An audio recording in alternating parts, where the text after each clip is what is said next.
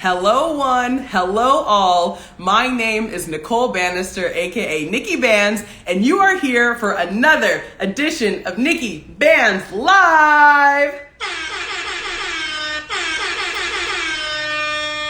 It is so exciting to have you all here with me today. Welcome everybody to another episode of NIKKI BANZ Live. My name is Nicole Banister, aka NIKKI BANZ. I am your hostess with the mostest, bringing you a brand new guest, a brand new interview every single Tuesday. If you're watching this on Instagram Live, I appreciate you adapting to the little time change. We are speaking a little bit earlier on this Tuesday because our guest is coming to us all the way from India, and so we have to be mindful of the time difference between South Africa and India. It's already pretty late at night for our guest today, Deepak Ramola, but we are so excited that he is hopping on and joining us here today. Welcome everybody. I see you all coming in the chat. Welcome to NIKKI BANZ Live. NIKKI BANZ Live is an interview series where every single Tuesday I interview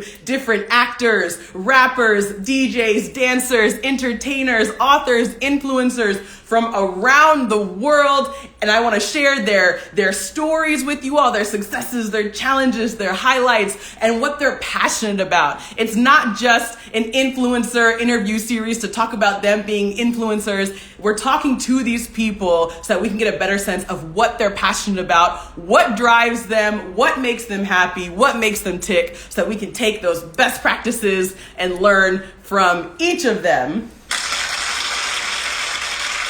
Oh yes, oh yes, oh yes. I'm seeing so many folks hopping in. Welcome everybody. Thank you so much for being here on NIKKI BANZ Live. Our guest today is the one and only Deepak Ramola, coming to us from India. I am so excited to bring Deepak on. He is literally one of the nicest people in the world. And when I say literally, I mean the United Nations deemed this man a kindness ambassador. So you already know it's going to be an incredible conversation. It's going to be dynamic. It's going to be so much fun. He's a storyteller. He is an author. He's an artist. Like the titles for this man go on and on and on. So without any further ado, I'm going to bring our guest of the hour on.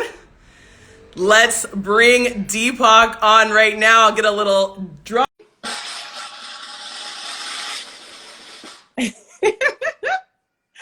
I'm so excited. Hi! Wow, what in the world? I am so honored and so excited to be here. Oh my gosh, the pleasure is all mine, Deepak. It has been far too long since we have talked, but what an epic way for us to reconnect. Absolutely. You are I must declare this. You are one of my most favorite people in the world. Ever since we met in Sweden all those years ago, I have taken so much away from you as a person. So I'm so excited that you're bringing your energy and your perspectives to the world like this. So very honored to be here. Oh, thank you so much, Deepak. It is truly a joy to be able to speak to you, to just reconnect in this way, and to bring on all these amazing people from all over the world here onto NIKKI BANZ Live. Honestly, the pleasure is all mine. It's a total treat. And so Deepak mentioned this a little bit, but I always like to start off NIKKI BANZ Live with saying how I know the guests who are on.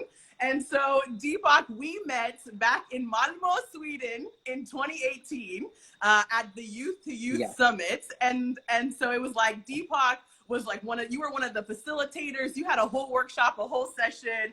And I was just one of your students, one of your peers at the time. And I was like, whoa, this guy is so kind, so sweet, so dynamic. And I was like, we have to be best friends. I need to know you. Absolutely. Same thing. Exactly. Exactly. So I shared a little bit as I was sort of introducing the show. I shared a little bit about who you are and what you do. You are a multi-hyphenate at its finest. There are so many different titles, things that you do, like the list goes on and on and on. You're a published author, you're a poet, you are a cinematic lyricist, you are the founder of this amazing nonprofit organization, Project Fuel. Like, there's so many things, and I want to talk about all of them. But I think for someone like you who does so much, it would be super interesting for me and for everyone who's tuning in on this live to hear in your own words, how do you describe yourself and all of the amazing things that you do? You know, they used to say, jack of all trades, don't be a jack of all trades. I am the jack. that's, that's how, now you have a face to put to the proverb. I am that guy. But I really enjoy being Jack. I don't want to be the master of one thing. I think, Nicole, it's amazing to me that we have one life. And many a times, even when we feel we want to be able to do so much and we are capable of doing so much, we subscribe to this added benchmark of just doing one thing and then realizing if we are not attuned to it, not giving up. We hold on, right? We read boring books, we hold on to TV shows, we binge watch till we reach the last episode because we've been taught see the end of things. But nobody told you the whole essence of the proverb. You know, when we say jack, don't be a jack, I mean, jack of all trades, master of none, still better than knowing one. That's the whole proverb. But the second part never reached us. Somewhere in cultural evolution, whoever designed this said, let's make people very, very specifically, knowledgeable about one thing. But the essence of the proverb was know more instead of knowing just one thing. And I think I'm a champion and cheerleader of that philosophy. Oh, you absolutely are, Deepak. And I think you set such a wonderful example. You're such a tremendous role model for so many people who are like, wait a second, I don't just have to do this one thing. I can, explore all the different things that I'm passionate about and try and pursue all of those passions. And I just think you shine so brightly in that space. And I want to talk about, like, there's not even any way that in 1 hour we can talk about all the things you do, but we're going to try, okay? We're going to try and get into it a little bit. So maybe first, let's talk about the organization that you founded, Project Fuel, where you are collecting and distributing life lessons from people all over the world. Talk to us a little bit more about the inspiration behind Project Fuel, what you're doing with it, and where's the organization at right now? All right. I grew up with a mother who was pulled out of school in grade 5 by her grandmother. You know, back in the days, they thought it's not important to send girls to school. And my mother was, a victim of that conservative thinking. And she was, being the eldest of 8 siblings, she was the first one to be pulled out of school.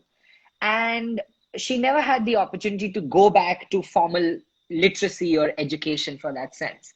And growing up, Nicole, I was very confused because my mother, when you get to meet her, is very smart. I often joke my dad has never won an argument against her, and that speaks of her prowess of articulation and debating and oration, right? So I used to think my mother is using one of those sob story reality show techniques on me, telling me something very empathetic. Oh, I didn't go to school.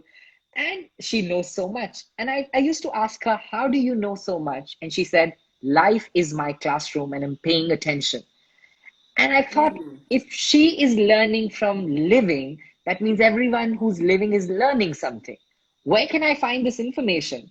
And unfortunately, I couldn't just Google grandmother's life lessons. I couldn't just Google my best friend's dad's learning in life. Right. Everybody had the pressure to be rich or famous to leave a legacy and have their wisdom documented. So I started collecting life lessons of people from around the world. And to be very honest, it wasn't with the intention of starting a cultural movement or starting this global organization. I wanted to be, by the age of 18, the first person in human history to commit no mistakes. I thought if I have learned from enough from everyone, I will make no mistakes, and then my name is going to be on the Guinness Book of World Records. only to my surprise, when I got to 18, I realized that to not make mistakes would be the greatest mistake of any person's life, because that means Right. you're not growing. And so what I learned at 18 was that it's not that you should learn from other people's mistakes so you don't commit mistakes. You should learn from other people's lessons so that you don't commit the same mistake that a million people have done before you. You can commit newer mistakes and you can have more fun and you can be a little bit more adventurous. So, in short, what I do is I collect life lessons and stories of people and I design that into educational pedagogies, into art projects, into films, and I play with human wisdom. Uh, oh my gosh. Like, I feel like I already just learned like 5 different life lessons from that, like, intro to your organization. I'm like, okay, you have to make mistakes to keep growing. You know, your mother is this incredibly inspirational woman who, you know, even though she didn't have formal education, you're still learning from her every day. These are the types of things that I think so many people can relate to and so many people can resonate with, which is why, you know, the fact that you're collecting these life lessons from all sorts of people, whether it be, you know, 90-year-old grandmothers in a remote village or like 8-year-old kids in primary school. It's like you can just learn from everybody out there, and the way that you collect those stories and share them is just incredible. And you do that in so many different ways. And I think one way that's super interesting to me that Project Fuel sort of uses is this like Wise Wall project. And it seems like the Wise Wall project is where you actually go to these like remote communities, these rural villages, and actually take life lessons from people there and then like paint them and create art on the walls of these communities. And you're not just like, you know, creating a visually stunning piece of artwork, you're actually preserving culture and ancient wisdom by doing this. So like what was the inspiration? How do you get an entire remote village to say yes to something like that? Like, that's so incredible. Talk to us more about that project. Yes, absolutely. I started to realize in my work that literacy was a barrier in many of the marginalized communities in rural villages. Not everybody understood the written word. And so even if you wrote their life lesson in the most beautiful typography and, font face, it would mean nothing to them. And what would mean is art. And a lot of these, communities thrive on artistic expressions. And so it started with this remote village here in India and the state I live in. It's a 600-year-old village, and it suffers from the threat of migration. Over, 200 people used to live in this village, and now only 12 families are left behind out of the 200 families. So I Wow. tracked down all the 200 families around the world and documented their memories and their wisdom and their learnings of the village. And then I went back to their abandoned homes and I painted with, an exemplary team, these murals onto their walls, turning the whole village into an open air gallery. So you can walk from any lane to any lane and you'll see these beautiful come alive sort of, visuals of people who don't live there anymore. But what has happened as an after effect, Nicole, is that the 12 families didn't migrate because tourism started to happen. People started to come in to see the village. So job opportunities started to come in. And now I am told certain families have even bought back their houses in order to have Oh, cultural preservation. So reverse migration is happening. Uh, I mean, the idea really came from the need of the community. I thought there are 12 families living in an abandoned village. I'm sure it's not a pretty sight waking up every morning and seeing half the village is gone or 80% of the village is gone. I thought, how can I inspire them to wake up and see colors and, reminiscence of the people who they think about? And that's how we came to paint this. And we had discussions with the villagers, and they were very appreciative of the idea. The hard part was tracking the 200 families around the world and saying, hey, we're going to go back and paint your house, which is in a dilapidated situation. They said, why? right. Why? What do you get out of it? And I was like, yeah. I was like, well, I have time. I have been able to secure a grant, and I care about culture. And as you said, right, it's so important to preserve history. not just, move into technology and modernization, but how do we celebrate indigenous ways of life and living? That's important to me. And I think that's something that should be so important to everybody. I mean, I think like as the world continues to grow and progress and change and modernize in all of these different ways with technology, with social media, it's like, wait a second, there's been so much culture, so much history, so much True. tradition that, exactly like you said, there's a lot of people pass that down orally. They don't have ways to write it down, or they're not literate in the ways that modern society, defines literacy. So to try and preserve that heritage, in a place like India, where there's so much rich history, or in a place like here in South Africa, or across the Exactly. African continent, where I am, it's just so important. And for young people like ourselves to acknowledge that and try and take an interest in that, I think it's also really, really special. So I just think that's so brilliant. And obviously, so I'm coming to you live, from Cape Town, South Africa. This is where I'm based. And you recently did a project on the African continent. You were kind of Yeah. near me, not too near, but a little bit near. Talk to us about the work that you're doing. I think it was in Tanzania. Yes. Yes, Tanzania, and something more closer now. I, we were working. I came in 2018 to do a research project on the wisdom of women in Tanzania, and I met people from who had been Miss Tanzania to the Maasai woman. And Wow. when I met the Maasai woman, she told me that she walks 9 hours for water every day. And Oof. that just seemed, yes. I mean, I had the same reaction. I said, I said, if I went to collect water for 9 hours every day, I would find people and tell them I collect water for 9 hours. And she said something so amazing, Nicole, to me. She said, "You focus on the part where I go searching for water for 9 hours. I focus on the part where I find water every day after the 9 hour journey." And Wow. I was so moved by her gratitude and tolerance and generosity that I requested and submitted my plea of saying, can we do something? Can we collaborate? And over a 4 year journey, we've now been able to build a physical community center and a smart school for the Maasai tribe in Tanzania. And I'm just waiting for myself to get vaccinated with my team and go and enjoy the fruits of that 4 year labor project. And the construction has Wow. happened, the community has started using it. So, yeah, very close to you. And more recently, with a filmmaker from South Africa, it's actually Cape Town, we have been Mm. documenting the Bushman community in Botswana. So one of our collaborator friends from Cape Town just came back from a trip from Botswana. So I have more in common with you. I love it. I love it. I mean, Deepak, when you make your way to like Southern Africa next time, I don't care where you are, I'm gonna find you. We need to be reunited in person. Whether Here's it's Botswana or here's what I Tanzania or remember. anywhere, we have to be reunited in person one day very soon. Yes, and here's what I remember about you, Nicole. You are somebody who's traveled so much throughout her life. You've traveled, with your family growing up, you've traveled for work. The first time I met you, I remember you wearing this deeply rich African fabric as a blazer. And that was our starting conversation.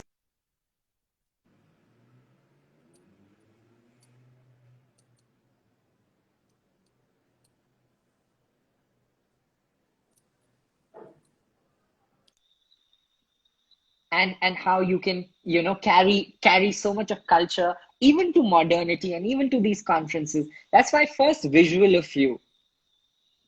I I'm so impressed, number one, that you remember that from 3 years ago.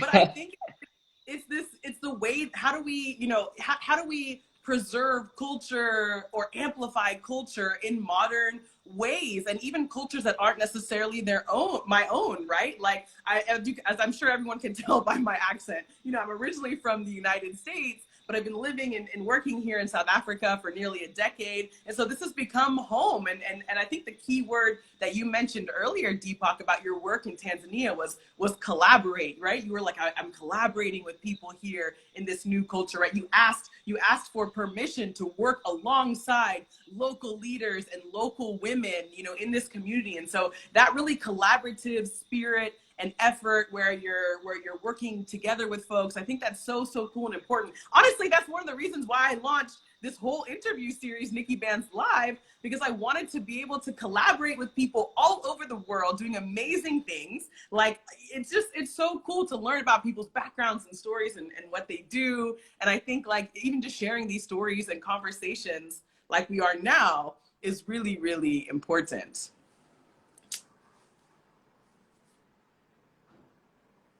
All right, I'm just pausing a moment. I don't know if I'm frozen or if Deepak's frozen, but I'm sure we'll be back in just a second. We'll do another little drum roll until he comes back.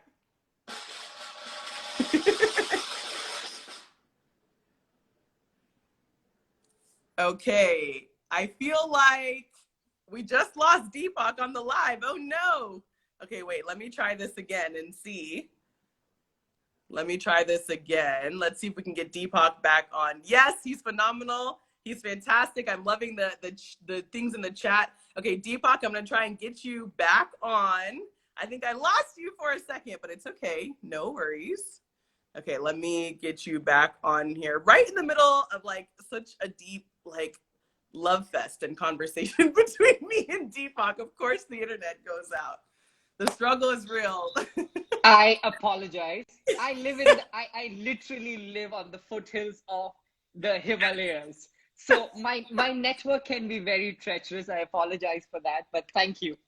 Oh my gosh, Deepak, no problem at all. It's all good. You know, I understand the realities of like bad internet. I'm just hoping like the power doesn't go out here in South Africa, like while I'm talking to you. So I empathize. So one of the things that I want to chat about next with you, Deepak, is the book that you published last year called 50 Toughest Questions of Life. And remember, for everyone who is here on the live right now, you can ask questions to Deepak, to the man himself, throughout this live conversation. There is a little question box at the bottom of the Instagram live. It's a little like thought bubble with a question mark in it. You can click on that and type questions for Deepak. I'll give you like 10-15 minutes at the end to answer people's questions. But I guess you're the one posing questions to other people. 50 Toughest Questions of Life. Tell us about this amazing book that you published last year.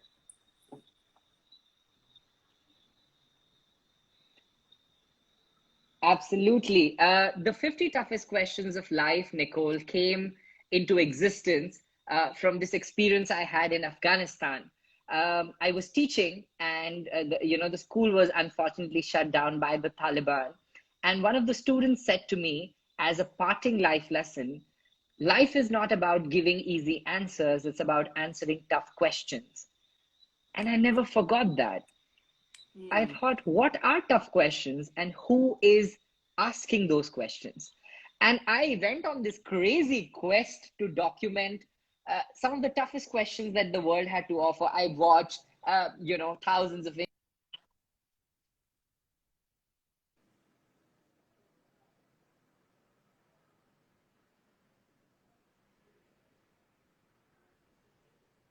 questions from so many different perspectives over time, and created 3,000 questions as a repository.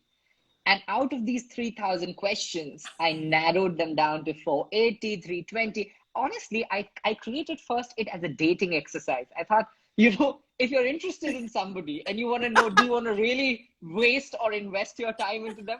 Ask them these tough questions and you'll know whether to date them or not.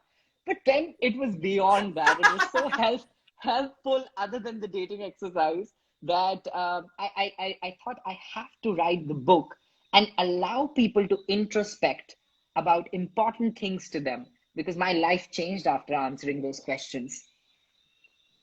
Wow. Wow. I mean, just the research that went into coming up with this repository of all these different questions, potentially even using those questions as a dating exercise. I love that. Thank you. I Yes, just thank think you. that's just so dynamic, Deepak. Thank you so much. Thank you so much. And I think that, I mean, the book has been so well received. I've been very fortunate. It went into a reprint 2 weeks after getting released. I think that's what people needed. And with the pandemic, you want to investigate more and more into your and explore your inner world, not just an outer world.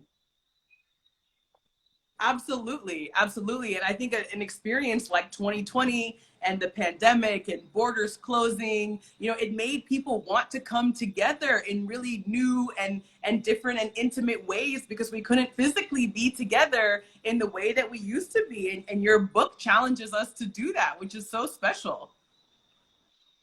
Thank you so much, Nicole. It means a lot. And everybody who's read the book, who send their love notes to me. I mean, on bad days, all I do is, read.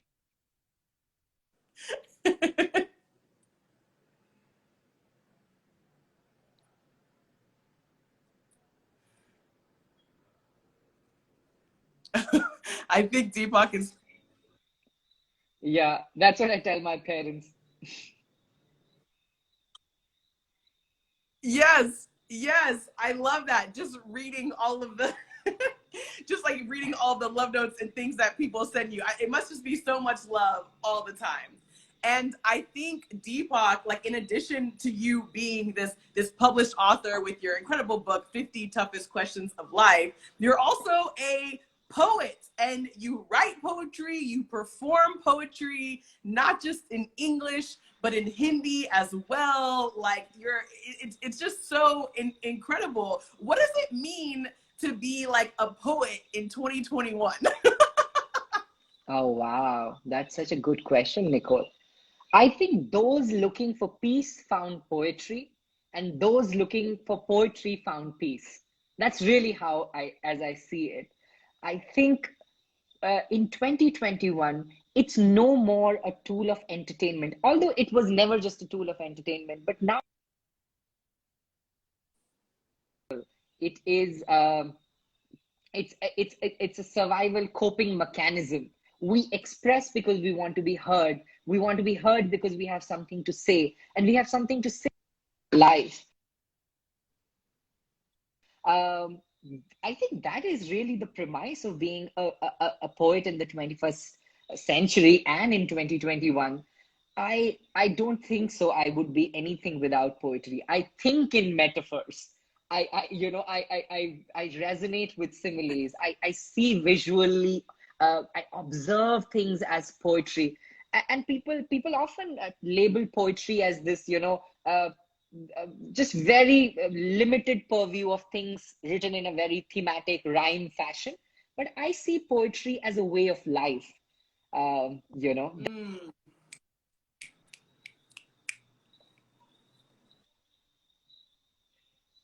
That is so beautiful. I think after listening to you, Deepak, I think I realized I need more poetry in my life.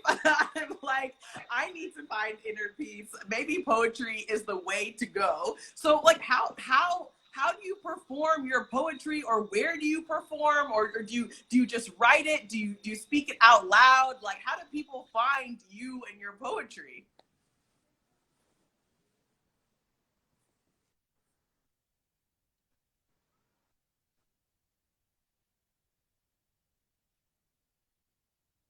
and as a compensation, what I've tried to do is a lot of Instagram reels with my poetry. So almost every Monday, I post an original piece of my poetry about relationships, about way of life.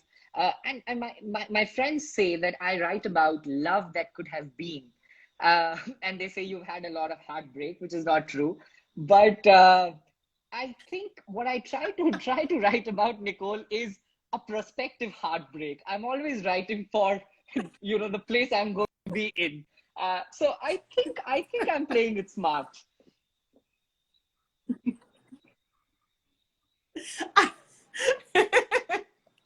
Deepak, that is so funny. A prospective heartbreak. Okay, well, that makes me very happy to hear that you have not yet had your heart broken. That's good.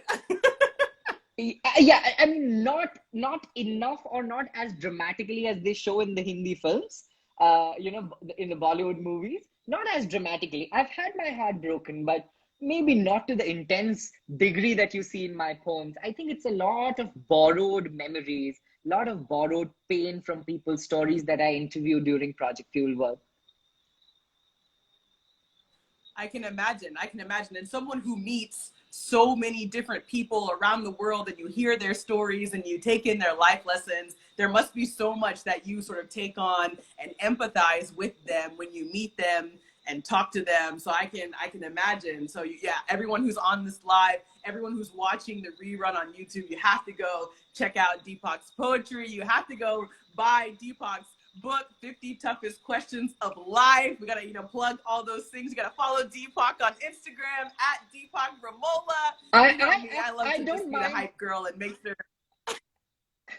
I don't mind some South African followers, honestly. Thumbs up to you guys. Exactly. So that when you come down here to Botswana, into South Africa, into Namibia, everybody already knows who you are, right? There's a billion people in India who know who you are. Now we got to get you over to the African continent. Thank you. So you just mentioned something. You talked a little bit about heartbreak and how your own personal heartbreak hasn't possibly been as dramatic as it is in the Hindi movies or in Bollywood, which leads me to another incredibly interesting thing that you do, Deepak. So not only have you founded this amazing nonprofit organization, and you're writing poetry and sharing life lessons, which is all very much around social impact and social empowerment and civil society. You also are in the entertainment space, okay? You are a cinematic lyricist, which to my understanding means that you write songs for Bollywood TV shows and movies. Like, what? Yes. I told you I'm the jack of all trades and nothing is too far-fetched for me. When I was growing up, Nicole, I have to tell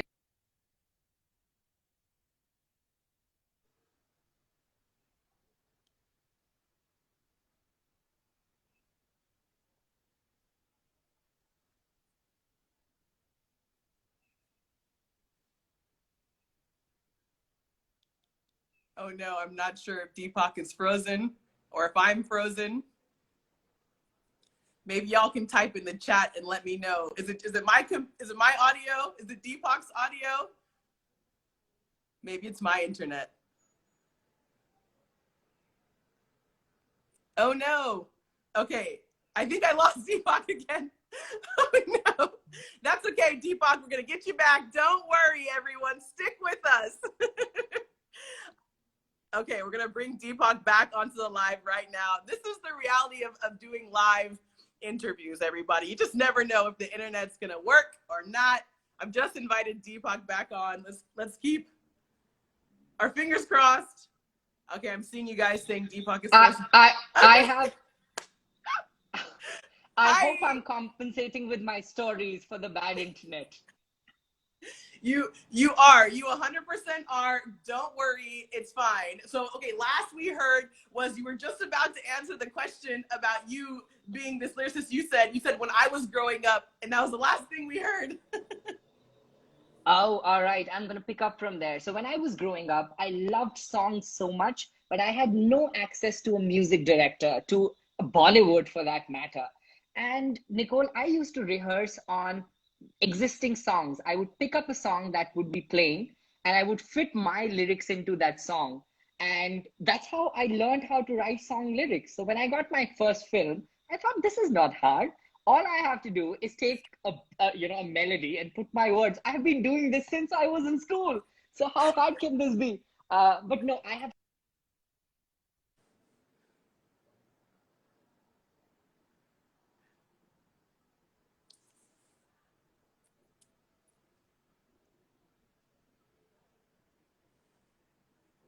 I think Deepak is frozen again, but I'm sure he's going to come back in just a moment.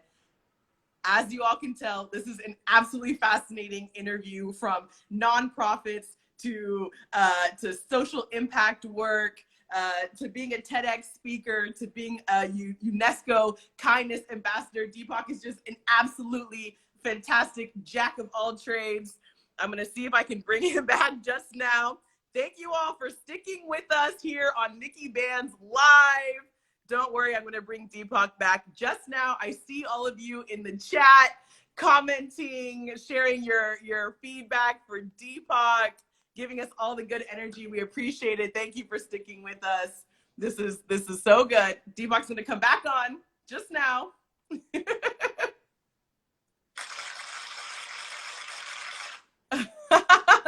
The internet struggles are so real, everybody. But honestly, like, I just cannot wait to just hop back onto this with Deepak, because just the types of stories and content that he's sharing is so good. We're learning how valuable it is to just be someone who follows your passions and do all of the different things that bring you joy. Okay, I've sent Deepak an invite to come back. Thank you, everyone, for hanging in here with us. I'm sure he's gonna come back on just now. This is the worst internet day. I apologize. You know what? We're so captivated by what you're saying. We don't even care. Everyone's in the chat like, bring Deepak back. He'll come back.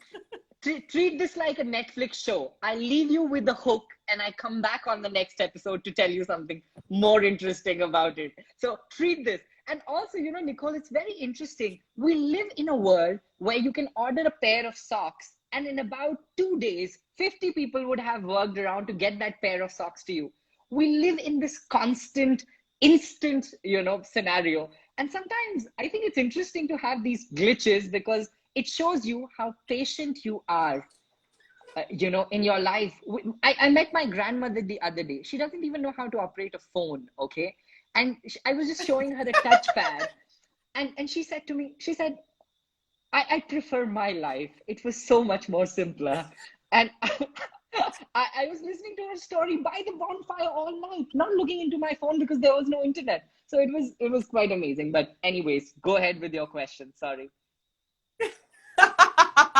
Even that story, Deepak, is just so thoughtful, because it's like, yeah, we're here trying to do this live interview. We're here on social media, you know, and it's like, you just never know. Life is so unpredictable. And that goes back to what you were saying earlier about the reason why you wanted to have all of these life lessons in the first place, so that when adversity came to you, you would know how to adapt, know how to adjust. True. So we're proving Absolutely. that here on NIKKI BANZ Live. Absolutely. Oh my goodness gracious. Okay, so we have talked about your amazing book. We've talked about your incredible organization, Project Fuel. We've talked about the fact that you are also in the entertainment space and you are a songwriter for Bollywood movies. I'm like, okay, the other thing that I want to talk about, because I just think this is just so special, is your stint as the UNESCO MGIEP Kindness Ambassador. Because what that means to me is that you were literally deemed by the United Nations as one of the nicest people in the whole entire world. That's incredible. And the trouble with that is you cannot be unkind, because people will remind you you have a title to live up to. The day I had that honor, I told my mother, I said, you know, I have been conferred this amazing title. And she said, well, now that you're a kindness ambassador, the trouble is you have to be kind. And I think I just kind of sulked for a night about that. No, but I mean, jokes aside, it was such an honor to promote a value that is true to me. You know, kindness, I feel, you know, Nicole, there is no upper limit to kindness.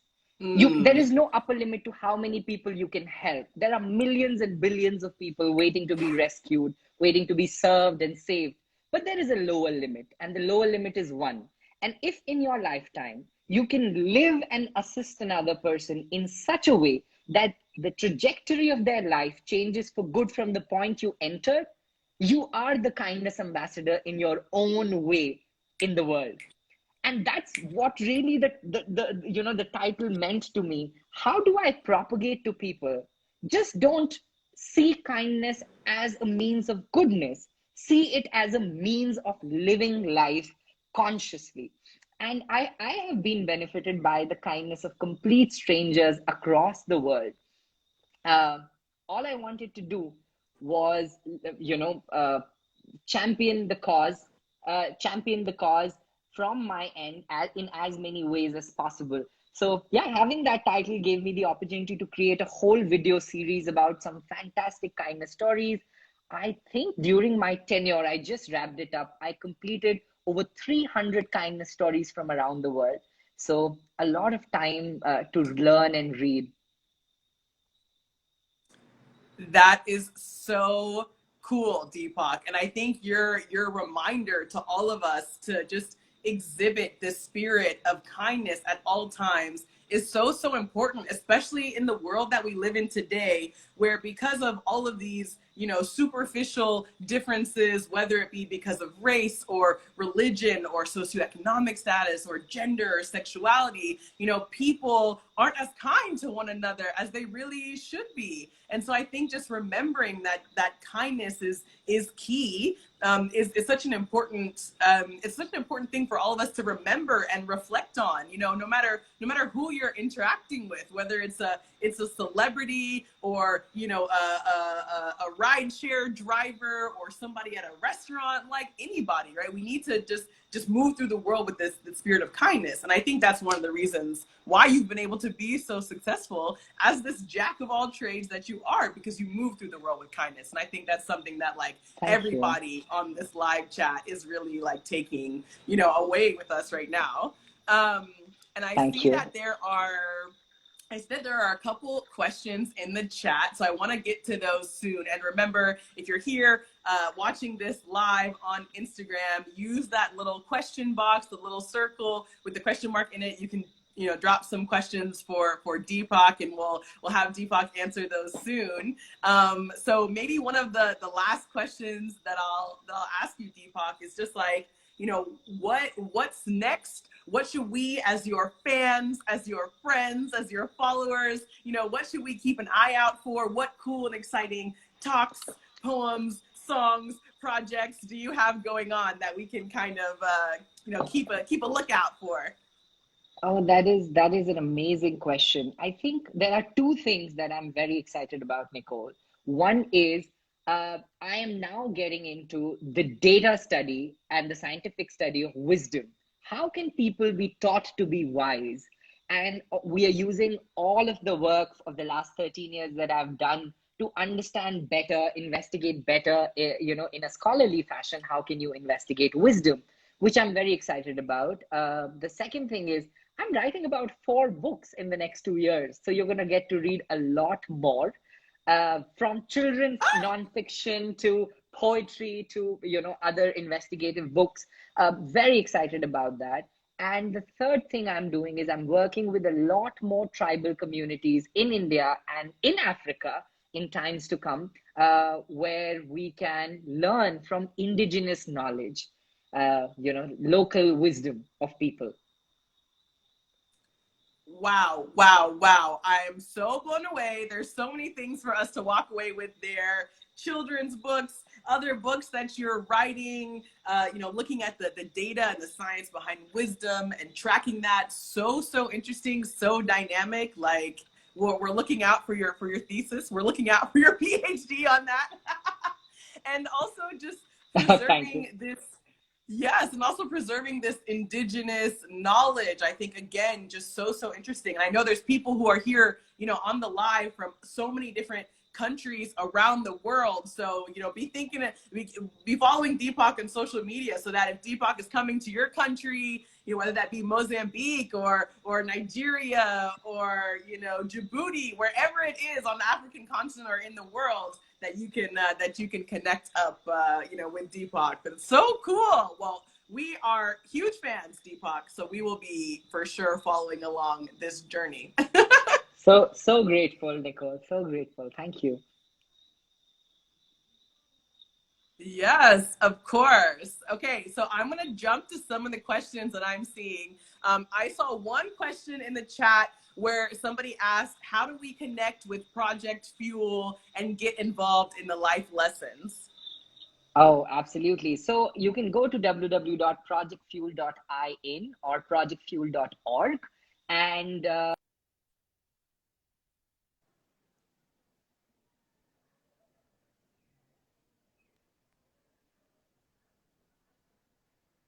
the other interesting manner to connect with Project Fuel is through our social media. We have a very active social media page on Instagram. So you can connect us via there for sure. Yes, yes, yes. I love it so much. Even I was blessed with the opportunity to share my life lesson with Project Fuel One. So if I can do it, if NIKKI BANZ can do it, you can do it too. Your life lesson was one of the most powerful things I heard in that year. To see how we are more alike than unalike, and find that similarity that your grandmother, in a way, infused in you. Very Ah, on okay, I'm ready. Am I ready? I on don't know. I'll try. on NIKKI Banz Live. Let me turn the tables around and ask you a question from the 50 toughest